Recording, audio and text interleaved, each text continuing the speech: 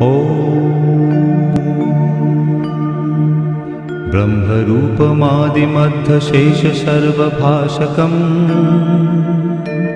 भावषट्कहीनरूपनित्यसत्तमद्वयम्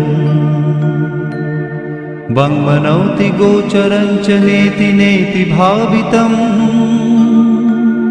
तं नमामि देवदेव रामकृष्णमीश्वरम् आदितेयविहरं शूरारिदैत्यनाशकम्